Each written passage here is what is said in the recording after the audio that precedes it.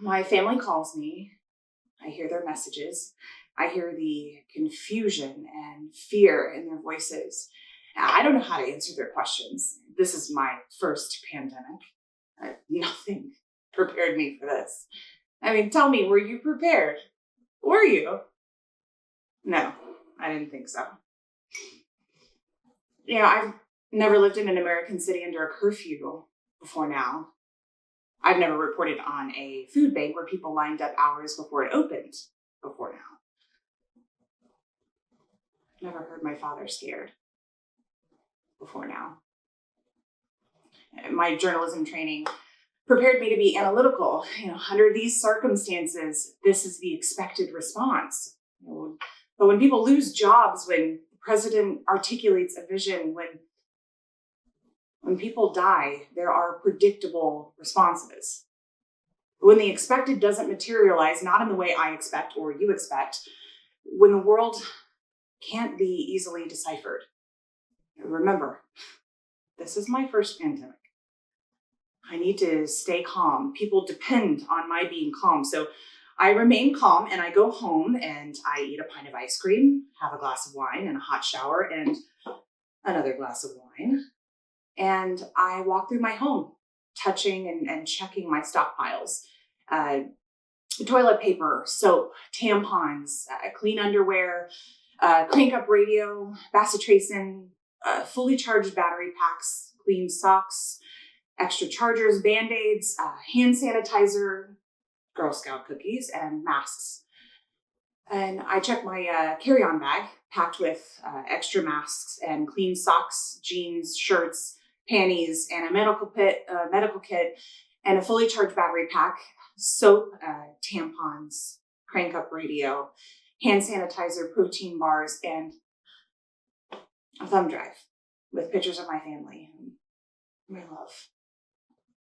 I check my backpack for my healthcare proxy, my press credentials, and insurance cards, and passport, tampons, hand sanitizer, and masks and fully charged battery packs, extra chargers, and aspirin, and credit cards, pens, notebooks, and protein bars, sunglasses, and a medical kit, and a thumb drive with pictures of my family. To reassure myself, I check again. Knowing everything is organized calms me enough to lie down, read a few pages of Jane Eyre, and turn off the lights.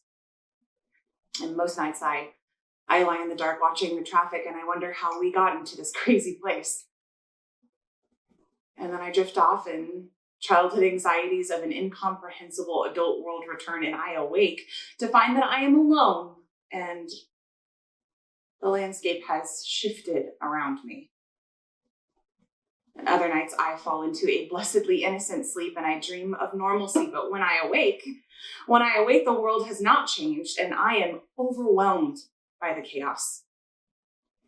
I'm jealous of my colleagues with partners. When they wake in the night as I do, sweaty and terrified. At those times, I wish for the warmth of a lover's arms. I'm frightened for my colleagues with children, though. Do they awake in the night sweaty and terrified at the same time their children also awake, frightened and crying? Do they wake in the morning as I do, terrified by the world that we are leaving to these beautiful children? They must, but I'm also jealous that they're nightly comforted by their children's gentle breathing and by day, their innocent laughter. These children are why we get up each morning, and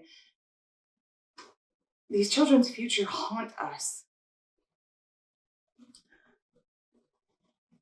I'm both jealous and frightened for my sister, my beautiful younger sister. She will comfort and be comforted by her child and her partner. I envy her that. I myself, I never wanted that life, but now, maybe I do. This is my first pandemic and I miss normalcy. what we consider to be normal but isn't anymore. And I miss that certainty that tomorrow will be okay. And I know I'm lucky. My sister's lucky, and perhaps you're also lucky with jobs to work and shape our days and lovers at night. If my dreams, if my obsessive checking of my belongings is the response of a lucky person, a person with a job that she loves, what does everyone else do? I mean, what do you do? How do you quiet your fears and calm yourself? Tell me and help me quiet my demons.